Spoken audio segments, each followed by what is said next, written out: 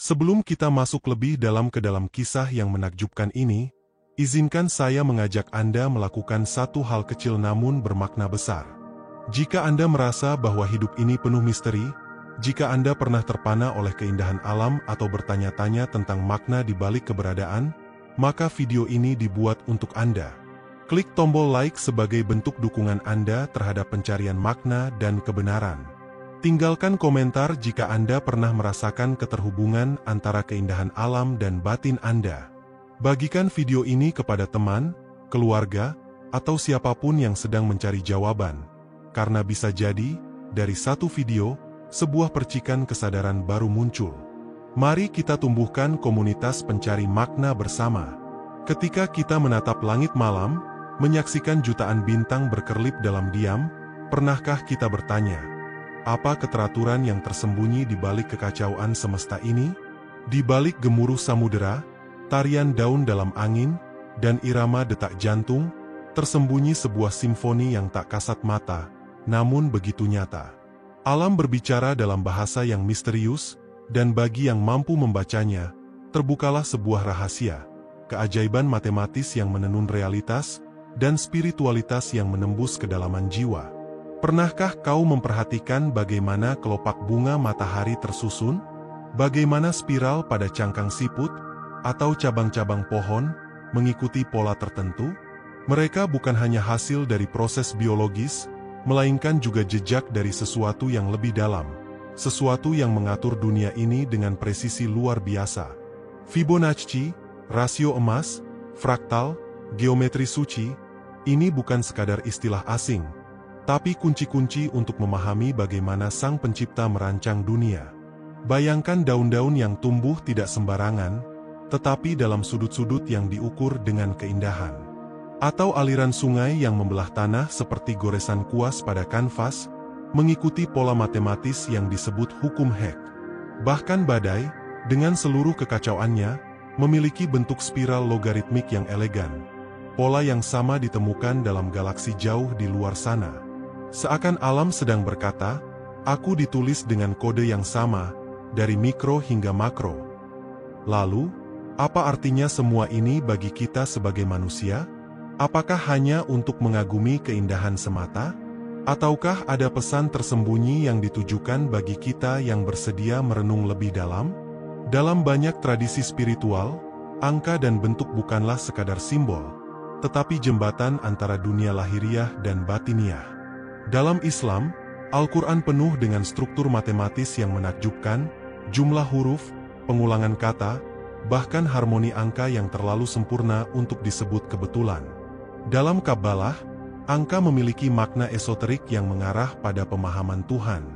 Dalam filsafat Timur, seperti dalam ajaran Hindu atau Buddhisme, mandala bukan hanya lukisan, melainkan representasi geometris dari alam semesta dan kesadaran. Spiritualitas dan matematika, dua hal yang tampak bertolak belakang, ternyata saling bertautan dalam harmoni yang tak terduga. Matematika memberi bentuk pada spiritualitas, dan spiritualitas memberi makna pada matematika. Seperti irama dan lagu, keduanya tak bisa dipisahkan. Pernahkah kita menyadari bahwa doa kita mengikuti irama tertentu? Nafas kita saat meditasi, naik dan turun dalam gelombang yang dapat diukur. Bahkan emosi, yang kita anggap abstrak, dapat dilacak dalam frekuensi gelombang otak. Ketika kita tenang dan damai, gelombang otak kita memasuki ritme alfa atau theta, gelombang yang sinkron dengan ritme bumi itu sendiri. Apa ini kebetulan? Atau bukti bahwa kesadaran kita adalah bagian dari jaringan yang lebih besar? Lihatlah salju. Kristal-kristal salju tak pernah ada yang sama, namun semuanya mengikuti hukum geometri yang presisi. Siapa yang mengukirnya? Lihatlah lebah yang membangun sarang dalam bentuk heksagon sempurna. Dari mana mereka tahu bentuk itu adalah yang paling efisien? Semua ini membawa kita pada satu kesimpulan. Ada kecerdasan yang lebih tinggi sedang bekerja, dengan cinta dan ketelitian, menyusun alam ini bagaikan karya agung. Di dunia modern yang penuh gangguan, kita sering lupa bahwa keajaiban ini ada di sekitar kita. Kita terjebak dalam rutinitas, sibuk mengejar hal-hal lahiriah, padahal semesta terus membisikkan pesan. Terkadang, kita hanya perlu berhenti sejenak, mengamati, dan mendengar bisikan halus alam yang berbicara dalam bahasa angka dan bentuk. Ketika kita duduk dalam hening, menutup mata dan menyelaraskan diri dengan irama nafas, kita perlahan mulai merasakan bahwa kita bukan entitas terpisah. Kita adalah bagian dari jaringan yang besar, dari tarian kosmis yang ditulis dengan hukum-hukum yang sama dengan yang membentuk orbit planet dan detak hati. Ada kekuatan yang tak terlihat, namun bisa dirasakan. Ia bukan sekadar konsep dalam buku filsafat, tapi kenyataan yang bisa dihayati dalam keheningan.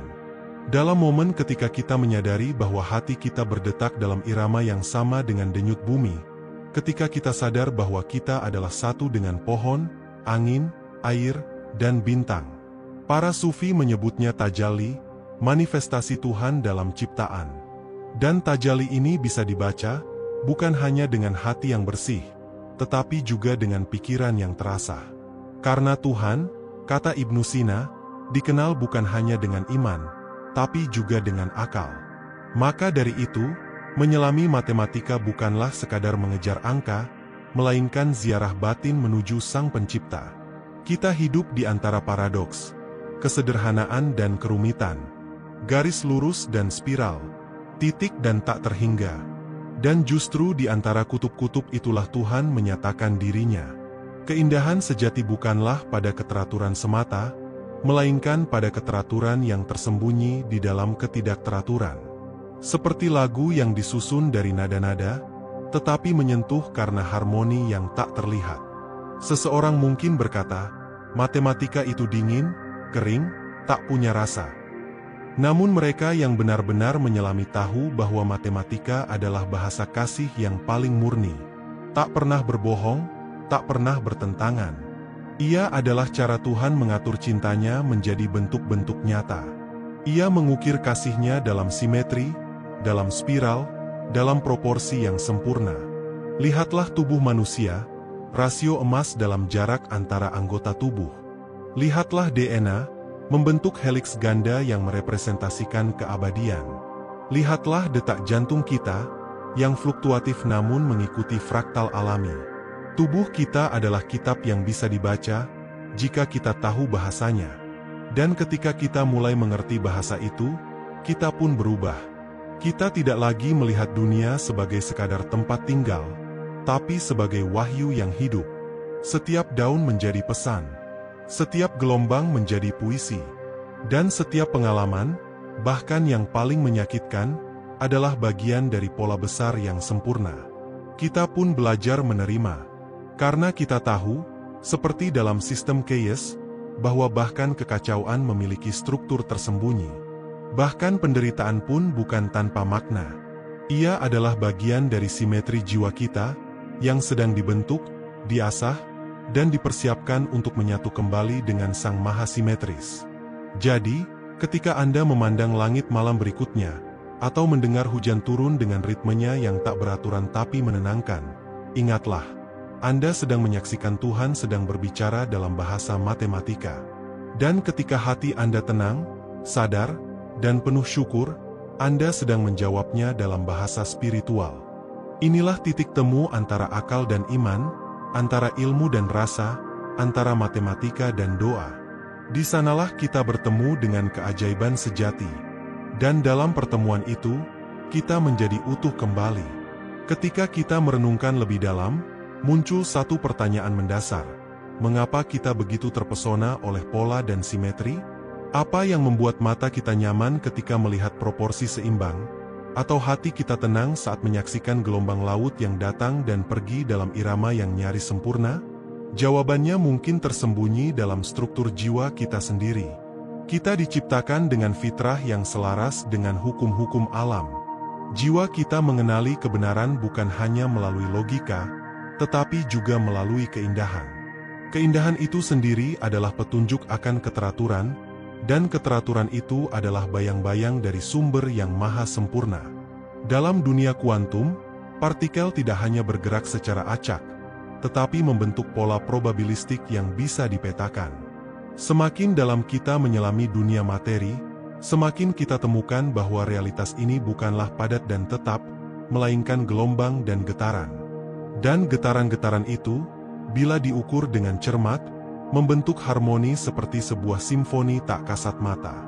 Dalam tradisi Sufi, ini disebut sebagai musik alam semesta, suara yang hanya bisa didengar oleh jiwa yang tenang. Ibn Arabi mengatakan bahwa seluruh alam semesta adalah kalimat Tuhan yang terus-menerus diucapkan. Dan kalimat itu tidak hanya berbentuk huruf, tetapi juga angka, pola, dan gerak. Segala sesuatu yang ada adalah tanda, ayat, yang menunjuk kepadanya. Fraktal adalah contoh yang sangat menarik. Pola kecil yang berulang dalam skala yang lebih besar. Seperti dahan pohon yang menyerupai pohonnya sendiri. Seperti bentuk paru-paru kita, sungai di bumi, bahkan kilatan petir. Fraktal mengajarkan kita bahwa apa yang kecil adalah cerminan dari yang besar. Mikro adalah bayangan dari makro.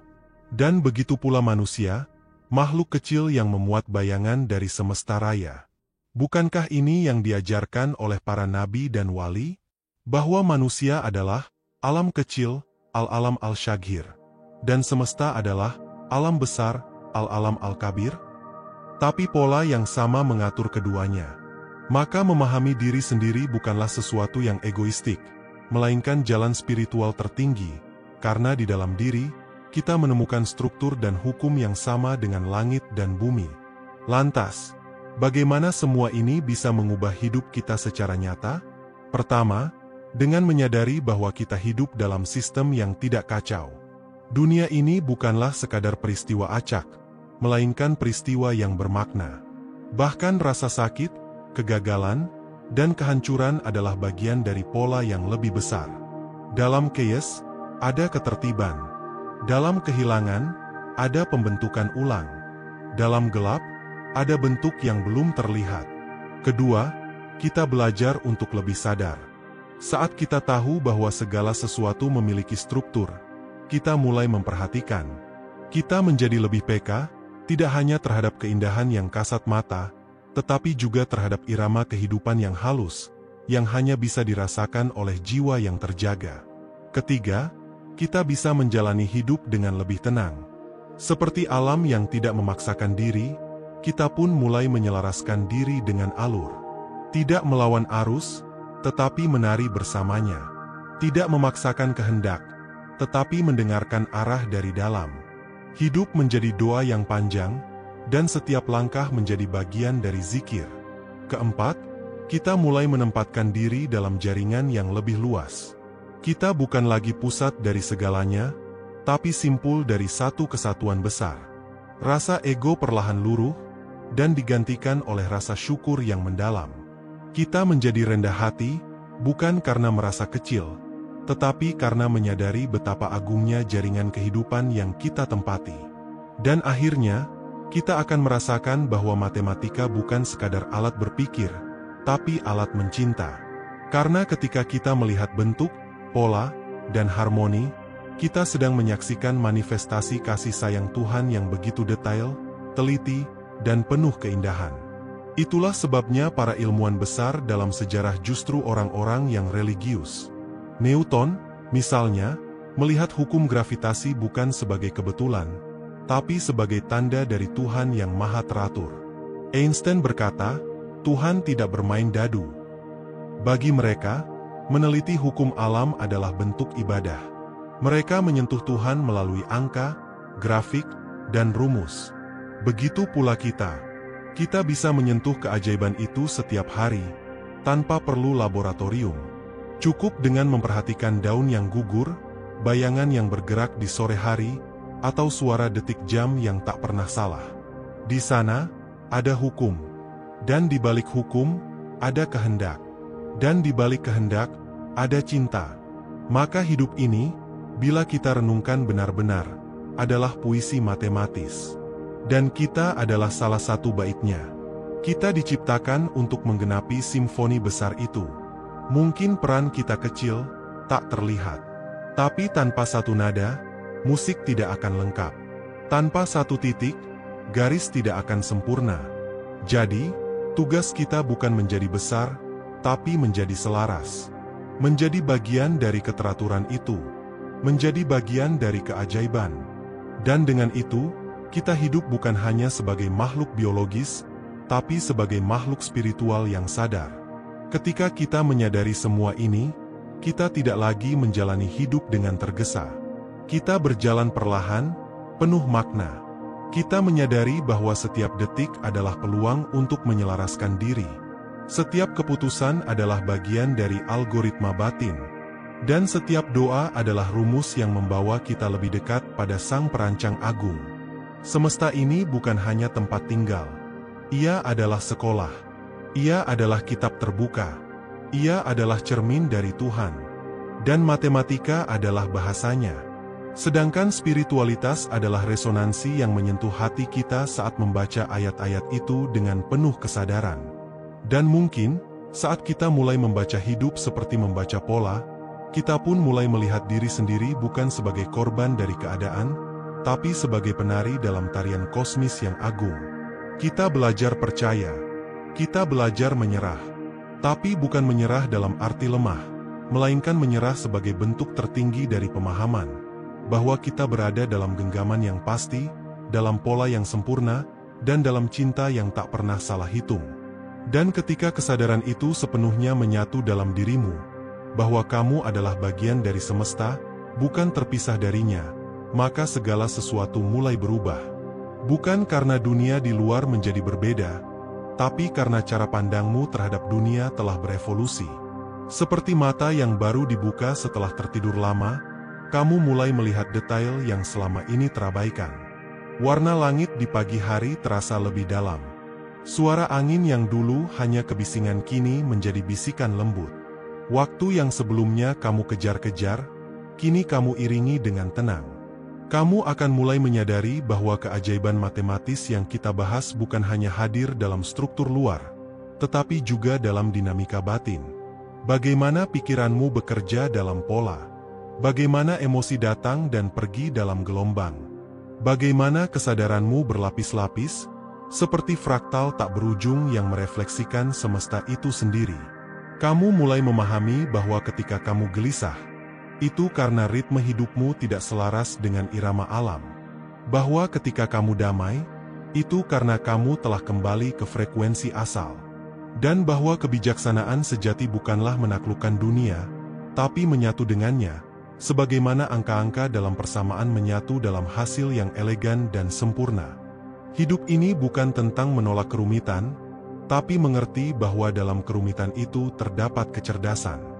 Sama seperti matematika tidak menghindar dari kompleksitas, tapi memeluknya, memetakannya, menjadikannya bisa dimengerti. Begitu pula spiritualitas yang matang bukanlah menjauh dari dunia, tapi memandang dunia dengan mata yang baru, mata yang melihat Tuhan dalam setiap inci realitas. Lihatlah bagaimana daun yang jatuh dari pohon pun tidak melayang sembarangan. Ada gravitasi yang mengarahkannya, ada angin yang memeluknya. Ada cahaya yang menyorotnya. Bahkan dalam kejatuhannya, ia tidak kehilangan keanggunan. Begitu pula manusia. Dalam penderitaannya pun, jika dilihat dengan mata kesadaran, tetap ada pola. Tetap ada keindahan. Tetap ada makna. Saat kamu mulai menjalani hidup dengan kesadaran seperti ini, kamu menjadi pribadi yang berbeda. Kamu tidak lagi reaktif. Kamu tidak lagi hidup dalam ilusi pemisahan. Kamu mulai merasakan bahwa segala sesuatu saling terhubung. Bahwa apapun yang kamu lakukan, bahkan yang paling kecil, berdampak pada jaringan besar kehidupan. Ketika kamu memberi, kamu sedang mengalirkan energi ke titik lain dalam sistem. Ketika kamu bersyukur, kamu sedang menyelaraskan dirimu dengan frekuensi tertinggi dalam semesta. Ketika kamu memaafkan, kamu sedang memutus pola kerusakan dan menggantinya dengan pola pemulihan. Bahkan satu senyuman, satu niat baik, bisa menjadi katalis yang mengubah ritme energi di sekelilingmu. Inilah spiritualitas dalam bentuknya yang paling konkret. Bukan dogma, bukan ritual kosong, tapi kesadaran penuh dalam setiap langkah. Dan inilah matematika dalam bentuknya yang paling hidup. Bukan sekadar angka di papan tulis, tapi struktur keindahan yang hadir dalam cara kamu hidup dan mencintai. Pada akhirnya, semua ilmu yang kamu pelajari, semua filsafat yang kamu renungkan, dan semua pengalaman yang kamu lalui, akan membawamu pada satu titik diam. Sebuah pusat dari semua gerak. Titik nol. Titik kesadaran. Di sanalah kamu benar-benar melihat. Tidak ada yang sia-sia, tidak ada yang kebetulan, tidak ada yang terlepas dari rancangan yang lebih besar. Kamu pun menjadi seperti pusat mandala, diam namun menjadi poros dari semua rotasi. Seperti titik tengah dalam spiral Fibonacci. Seperti inti atom yang dikelilingi oleh elektron. Diam namun memegang segalanya. Di titik itulah, kamu tidak perlu mencari lagi. Karena kamu telah menjadi. Kamu tidak lagi haus penjelasan. Karena kamu telah menjadi jawaban itu sendiri. Bukan dalam kata-kata, tapi dalam keberadaan. Dan ketika hidup dijalani dari tempat seperti ini, semua berubah menjadi ibadah. Tidur menjadi pertemuan dengan keheningan. Makan menjadi upacara penghormatan terhadap tubuh. Bicara menjadi gema dari suara hati. Bahkan diam pun menjadi penyembuh, karena di dalam diam itu kamu mendengar semesta menyanyi dalam irama yang telah kamu kenali. Sungguh, jika kamu ingin memahami Tuhan, jangan hanya melihat ke langit. Lihat juga ke dalam dirimu sendiri.